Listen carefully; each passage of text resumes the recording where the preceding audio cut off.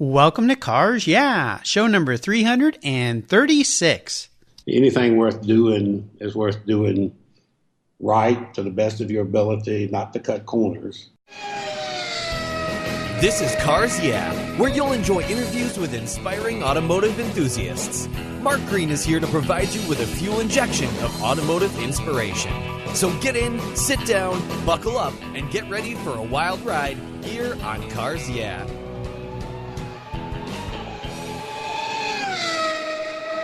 Do you know the best way to protect your vehicle, both the exterior and interior, is with a car cover?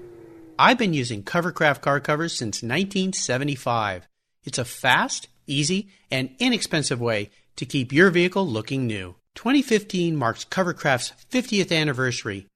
They've manufactured premium quality exterior and interior covers here in the United States with a reputation for durability and design. They're the world's largest manufacturer of custom patterned vehicle covers that are crafted to fit, with over 80,000 patterns and growing. You can choose from dozens of fabric options and accessories, all designed and carefully sewn for your special vehicle. Made in the USA, Covercraft is the right choice. I've protected my special rides with their covers for over 40 years, and you should too. Learn more today at covercraft.com.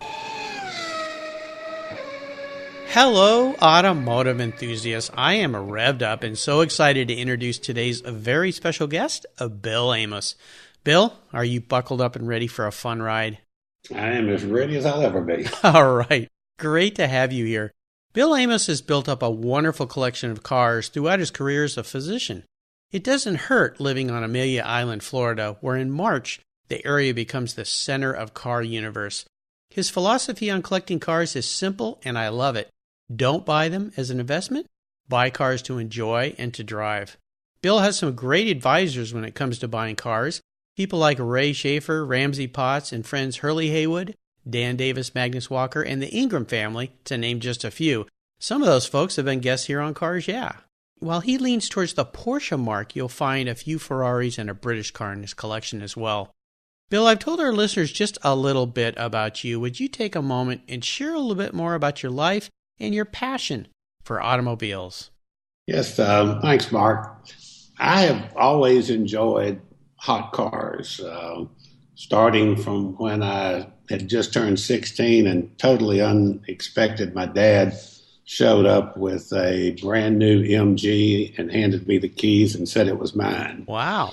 But throughout college, I went to Georgia Tech and then medical school and residency and practice. Those didn't leave a whole lot of time for anything other than driving to and from school, work, hospital, the occasional date. So while I've always enjoyed having very competitive, good handling, fast cars, it was sort of just an extension of my personality as opposed to being a passion until I retired. Well, you retired in a big way because now you're involved in cars in so many ways, and I know you developed a relationship with Brumos, Porsche, and I recently become friends with Ray Shaffer. He used to be the manager there, and also some of the other people that you mentioned or I mentioned in your introduction, people like Magnus Walker, who was my 100th guest. Cam Ingram's been on the show. I'm hoping to get Rob on the show as well, Robert Ingram. But tell me a little bit about what kind of pushed you into this Porsche world, because that seems to be the dominant part of your collection. Well, amazingly enough, I had lived on Amelia Island for 3 or 4 years before I ever got around to going to the concourse, because I was generally still working and traveling and only home on the weekends and wanted to spend the time with my wife.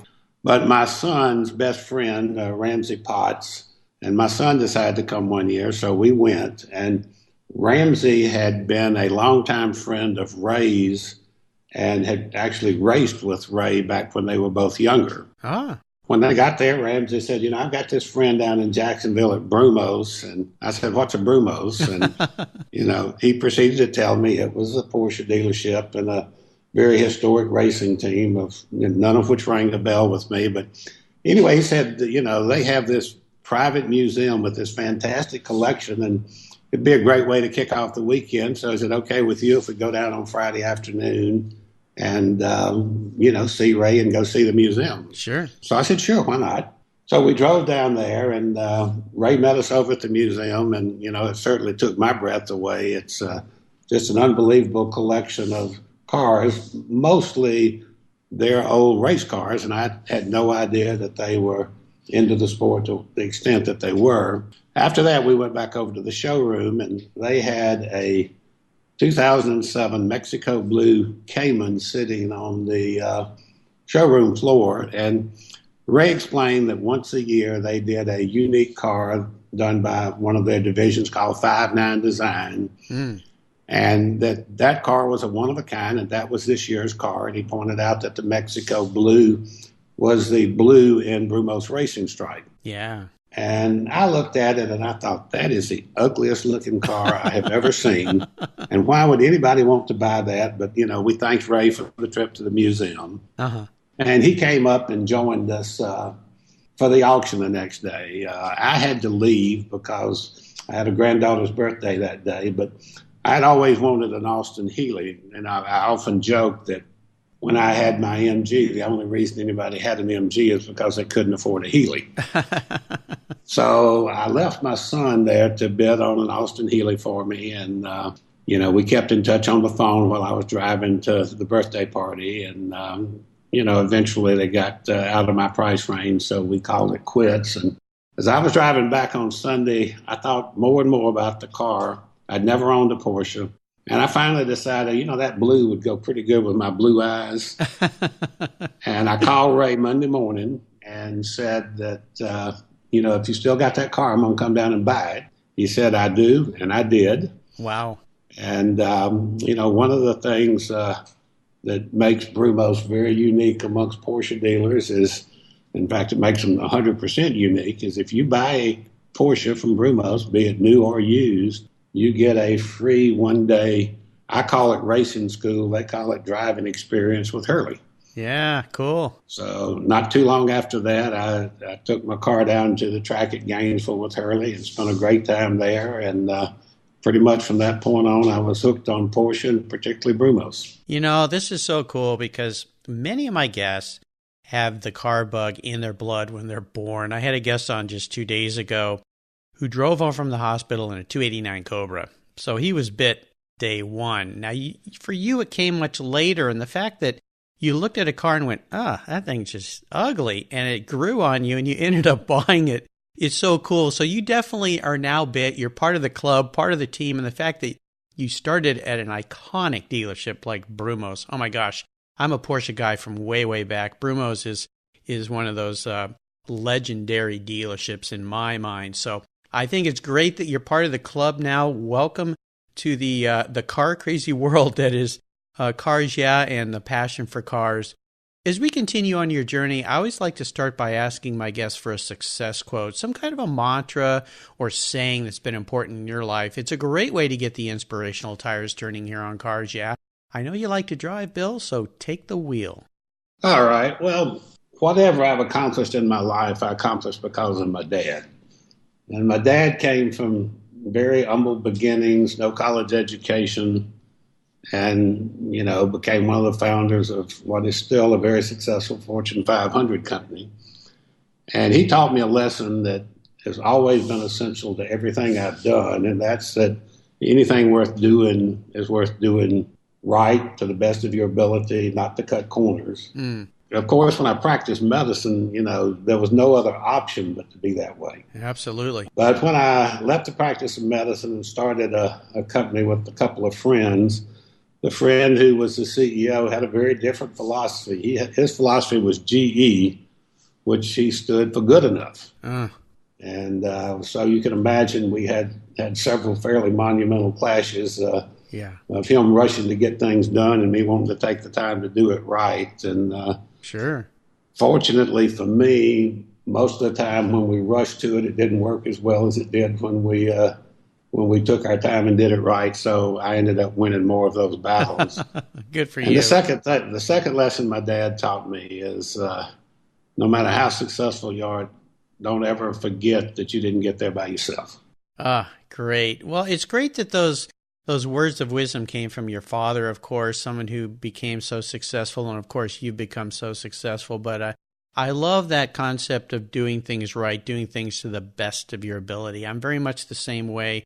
I think that's the only way you do things, is striving for perfection. There's that great quote by Sir Henry Royce about striving for perfection. And if it doesn't exist, make it, create it. For you, cars came a little bit later, your passion for cars, but could you tell us a story, and maybe you already did with that Cayman, that Mexico blue, and I love that color. What was that moment in your life, that pivotal moment, when you really realized that you were a car guy? I guess my awakening took place in 4 stages. The first one I mentioned was the MG. The second I mentioned was buying the Cayman. The third was jealousy, because my son started buying cars, and he was a child of the 80s, so he was buying all of the 80 cars from the TV shows. He had a Lamborghini Countach, and he had a Testarossa. Wow. And he had a Lotus. So, I got to thinking, if he can do it, damn, I can. Wow, those are some awesome cars. That's right. And then finally, the last step was the year after my failed attempt at buying an Austin Healey. We had decided that this was going to be an annual thing. So we were sitting at the RM auction at Amelia Island, and my son and I both looked through the catalog and both decided to bid on the same car. Oh, yeah?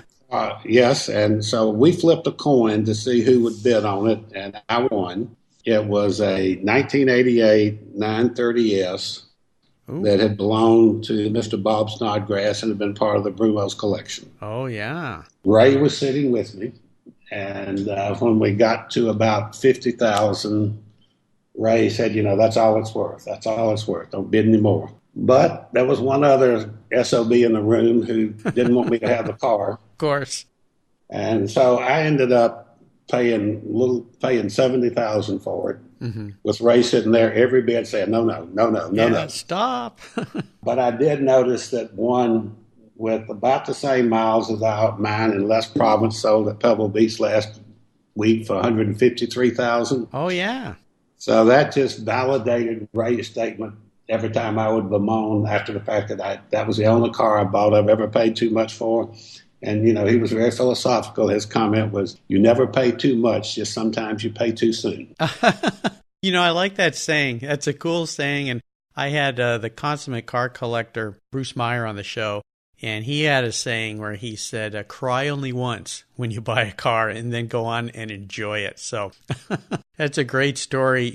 The way those older Porsches have come up in value lately, I think a lot of people that bought those cars back then have done quite well when they go to sell them. But I like your philosophy better. You don't buy a car for that reason. You buy a car because you like it and you want to drive it. I think that's great. Bill, what I'd love to do now is take a look at some of the roads you've driven down. You've had a very long career in medicine. You went on to create another company. Now you're enjoying life with cars and playing with cars. But would you share with our listeners a huge challenge or even a great failure that you've faced along the way? And the reason I like to ask this question is, how did you overcome that situation? And even better, what did you learn from it? Well, I overcame the situation because of my dad, and I learned that he's a pretty smart guy and I need to listen to his advice. But I started out life at Georgia Tech as a chemical engineer major. And although I'd been a very good student in high school, I had a very good time being a fraternity boy my first 2 years at Tech, and ended up with a 2.0 out of a 4.0 grade point average. And then I decided I wanted to go to medical school. Mm-hmm. And the 2.0 just wasn't going to cut it with medical school. So I had to pull myself out of a hole, and I did make basically a 4.0 the last 2 years and pull my grade point average up. But I had applied to medical school, and along around January, a lot of my friends were either getting rejection letters or acceptance letters. Mm-hmm. And I wasn't getting either one. First choice of schools was Medical College of Georgia in Augusta, and I was at Tech in Atlanta at that time. And, I was talking to my dad, and he said, well, look, I don't care what you've got tomorrow. Skip class, get in the car, drive to Augusta, go to the admission office and tell them you want to go to medical school and you're here to try to convince them why they should take you. I said, "Oh, I can't do that. They wouldn't see me. They'd think I was nuts." But he said, "No, you get in the car and go." Yep. So I did. And I got over there and I went into the admissions office and ended up getting to meet 15 or 20 minutes with 3 of the 4 people on the admission committee. And, one of them told me that out of the people who had applied, there was a certain number that they could accept based on grades and scores. And there were a certain number they could reject based on grades and scores. But the bottom line is there were about 30 places left and a little over 500 pretty much equally qualified people for those 30 spaces. Wow. Needless to say, that was not terribly encouraging to hear, so I was a little down when I drove back to Atlanta. But 2 days later, I got my acceptance letter. There you go. And I would have never gone if my dad hadn't pushed me, and it just convinced me of the wisdom that I'd gotten where I was because of him, and probably anywhere I would ever get in the future would be because of him, and to listen to him while he was alive, and once he passed away, to remember the good advice he gave me. You dropped a golden nugget there for all those folks listening who want to go do something with their life and they're just not quite sure how to do it. Don't be afraid to ask. Step forward and ask, because if you don't, you'll never know. If you're like me and too hesitant to do that, hope you have somebody behind you that pushes you. Yep, push you forward. I think that's great. What a wonderful story. Let's shift gears here. Excuse me. Let's shift gears here and go to the other end of the spectrum. Would you share one of those aha moments with us along the way in your life, your career, or your collecting of cars? And I'd like to say it's a time when the headlights come on and they kind of illuminated your way for that new idea or that new direction you had. And tell us the steps that you took to turn that aha moment into your success. Well, that was fairly easy. When at the start of my junior year in medical school, I saw my first baby delivered, I instantly clicked. That's what I wanted to do. So to do that, I arranged to spend the summer between my junior and senior year in medical school with a 4-man OBGYN practice in my hometown. And while I loved what they were doing, they worked their tails off. So I immediately went back to school and took an elective in radiology and tried really, really hard to like it. But I just couldn't convince myself that sitting and looking at shadows all day long would be a very rewarding thing. So I ended up, when I graduated from medical school, going to Dallas and doing a residency at OBGYN at the Baylor University Medical Center. Yeah, when you get to see somebody born, and for me, I've only seen my children born, but boy, it does change you. I can't imagine what it would be like to have a career where you get to bring so many lives into the world and help so many people that may be having challenges with having children or birthing children, whatever. So I'm sure there's a lot of patients you've helped along the years that are glad you took that path. How about proudest career moments? I'm assuming you've had so many, but is there one in particular that stands out for you? There is one in particular, that as far as my practice went, there's nothing I did in practice that was more rewarding than I did a lot more. I was sort of the local infertility expert, and nothing is more rewarding than telling somebody who thought they would never have a baby that they were pregnant. Yeah. And then hopefully follow it up and putting the baby in their arms after the delivery. Let's have a little bit of fun here. You talked about that first car your father gave you, the MG. You talked about that blue Cayman that grew on you, but what was your first really special car? And if you could share a memory you had with that vehicle. Oh gosh, I've had a lot of neat cars. Yeah, it was a car that moved me away from American cars. It was a car I bought to replace a Mercury Cougar, which was the last American car that I've owned other than one I have in my collection. And it was, this was when I was doing my residency in Dallas, so this would have been, 72, 73, somewhere in that range. And I was perfectly happy with my Cougar, and I had 2 small kids at home, 1 and 2. And I was driving back from the hospital one day, and I passed the dealership, and just sort of out of the corner of my eye, I caught this yellow car being unloaded. And I thought it was a little Ferrari. So I pulled in, and it was a Datsun 240Z, one of the first ones. Yeah. And, naively, I went in and, told the guy, hey, I really like that car. I'd like to buy it.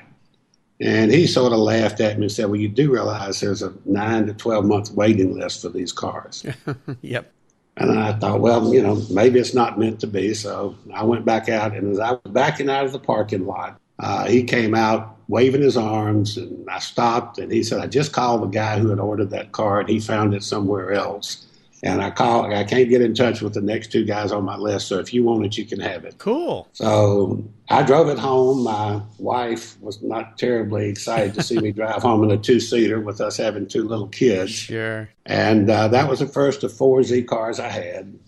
Wow. None of the others ever measured up to that, because this was the original 240 I had none of the emission controls. And it was a sports car, and it was before they tried to add all the luxury components. Right. And it's still, to this day, I still look around to find a good one in good shape. The only problem, if I could find one now, I'm not sure that I could fit in it because I'm not near as skinny as I was back then. Those cars were so cool. I remember as a kid, I was detailing cars, and I had a neighbor down the street who bought one of the first ones. Hers was lime green, and I remember she let me drive it back to my house, and I thought, man, this is pretty darn cool. But, sadly, most of them have rusted away. They just didn't, the build quality wasn't there as far as the steel. They didn't last as long. But right. I think if you keep looking, you'll find one. But there again is that your dad's pushing there. You stopped, got out of the car, walked in. If you hadn't done that, if you just driven on by, that wouldn't have been your car. So there you go. Thanks, Dad. That's right. How about seller's remorse? Is there a vehicle that you've let go that you really wish you had back in your garage? The car I had before I had the Cougar I had a 64 Pontiac Gto. Oh, cool. And I love that car. The only thing I didn't like about it then, and I would like even less now, is if I got on a deserted stretch of highway in Florida, I could see the gas gauge drop. Yeah, those goats drank a lot of gas. But, I loved that car. I had it till I got married and had kids and had to get a little bit more practical. But of all the cars that I have owned in the past that I have gotten rid of, that's the one I wish I still had. Now, here's a very introspective question for you, Bill. I love asking this question. If you were a car, what kind of car would you be and why? I would probably be a Porsche, because they follow my dad's advice, I guess, and they get it right. They don't do it flashy, but they get it right, and I guess that's why, what's the figure, 85% of the Porsches ever built are still on the road. They're not. I've got a couple of Italian cars, and Porsches clearly are relatively plain Janes when stacked up next to them design-wise. They're not as flashy, but they're a hell of a lot more reliable. Yep, absolutely. Well, I think you've been a reliable guy over all these years, and my son interviewed me for the 300th show here on Cars Yeah, and that was my answer as well, as I felt like I was a 911 for a lot of the same reasons. So I think we share something there. So Bill, up next is the last lap, but before we put the pedal to the metal, let's say thank you to today's Cars Yeah sponsor. Have you turned your key and heard that dreaded tick, tick, tick, tick because of a dead battery? No worries. I've got the Naoko Genius Boost Jump Starter. This compact tool fits in your glove box and features rechargeable lithium battery technology that will start a dead battery in your car, boat, truck, or RV. It packs a whopping 12-volt, 400 amp starting power and can start up to 20 dead batteries on a single charge. Plus, it has built-in spark-proof technology with reverse polarity protection to safely jumpstart your vehicle. The compact, ergonomically designed clamps are solid copper for maximum conductivity, and there's a built-in ultra-bright dual LED flashlight with 7 modes, including an SOS emergency strobe. It's easily rechargeable with a USB outlet, and you can charge your smartphone or tablet while you're on the road. Works on any 12-volt lead-acid battery. The Genius Boost from Naoko is the ultimate emergency tool that's safe and easy to use. Quality design, state-of-the-art technology from Naoko, your battery care source since 1914. Get yours at geniuschargers.com. All right, Bill, we're back and we're entering the last lap. And this is where I'm going to fire off a series of questions and ask you to give our listeners some real quick blips of the throttle answers. So you ready? Okay. What is the best automotive advice you've ever received? Buy cars that are fun and drive them. Yeah, I kind of thought you were going to say that. You also said something earlier, buy a car that's already been restored. Another very wise thing to do unless you've got a lot of dollars to throw around at something. Would you share one of your personal habits that you believe has contributed to your success over the years? I guess probably tenacious. And I guess buying that first slant nose was a sign of tenaciousness getting in the way of common sense. Do you have a resource that you think our listeners would really enjoy? I guess I have two. One is Brumos. Ah, yes. Brumos, they're not like any car dealer I've ever been to. They are all car nuts who happen to sell and service cars. Yep. Brumos has a museum. They have Hurley as their vice president. They have a racing school. They host all kinds of programs for the local Porsche club. They have the Brumos Boosters Brigade, where they get a suite at Daytona every year. So I tell all of my friends in the South, if you want a Porsche deal, if you want to buy a Porsche, forget your local dealer and come to Brumos and buy it. It's just that much of a different experience. Oh, yeah. And I guess the only other resource I would share is the Porsche sports driving experience at Barber Motorsports Park in Birmingham. I've been a couple of times, and somebody who loves cars and wants to have a lot of fun and take chances with somebody else's cars, it's pretty hard to beat. Oh, yeah. Yeah, great facility. Both of those facilities are absolutely fantastic for people who love Porsches.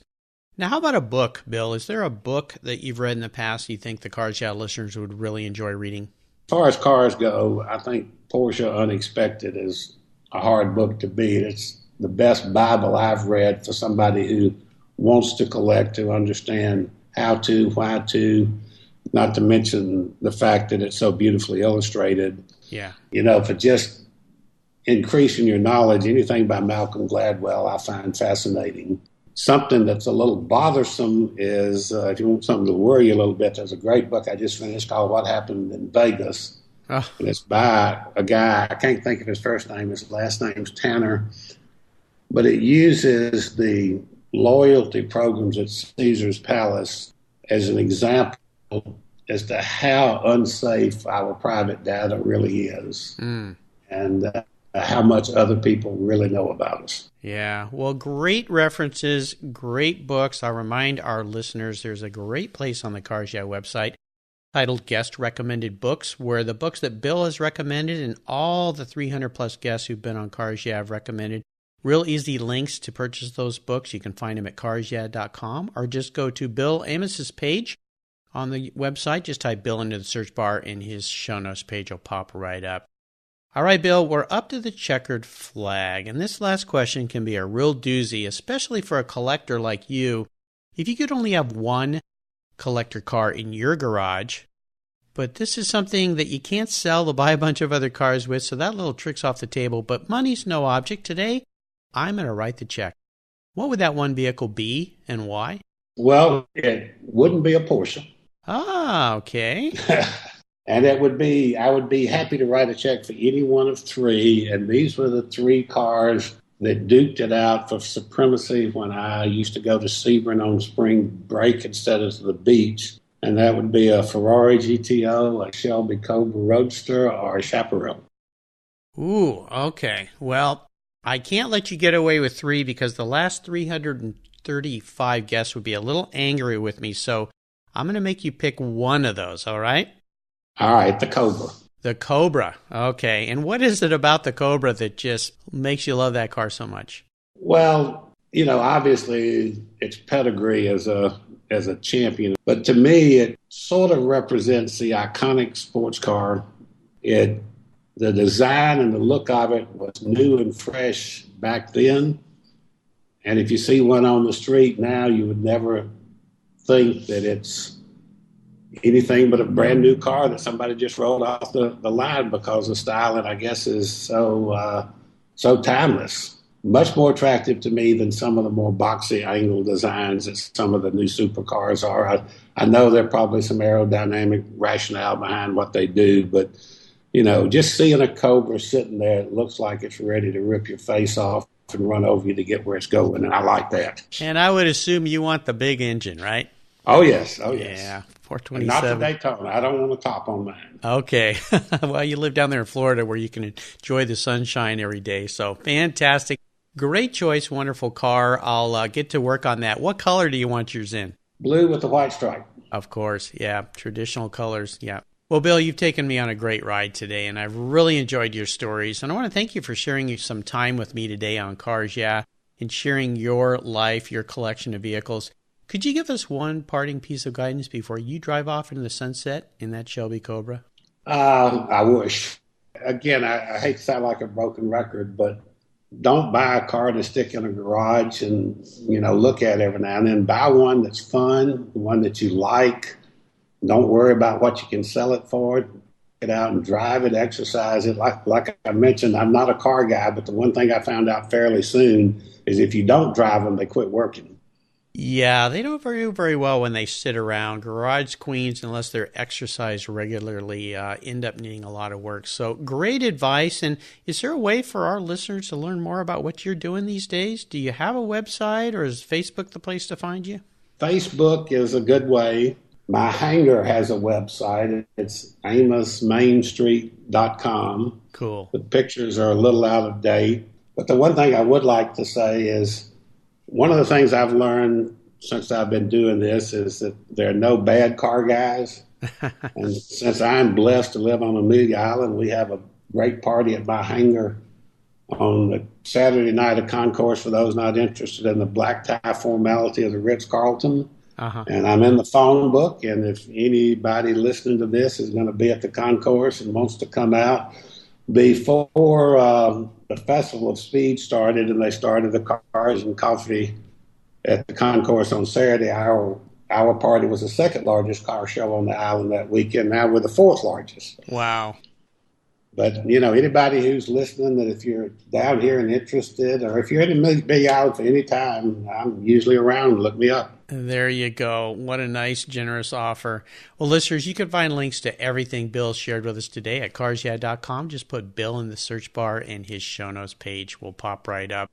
And next year when I'm out there at Amelia Island, I'm going to look you up, Bill, so we can get together and say hello. Thank you for being so generous today with your time and your expertise, and for sharing your passion for cars with the Cars Yeah listeners. Until we talk again, I'll see you down the road. Okay, Mark, time is easy. Expertise, I don't have much of, but I enjoy talking to you. Thank you very much. Thank you so much for joining us on today's ride here at Cars Yeah. Drive on over to carsyeah.com to find show notes and inspiring automotive fun. Download your free copy of Filler Up, a fun book filled with gorgeous photographs of fuel filler fun, including quotes from more inspiring automotive enthusiasts. Download your copy today, and we'll see you next time on Cars Yeah.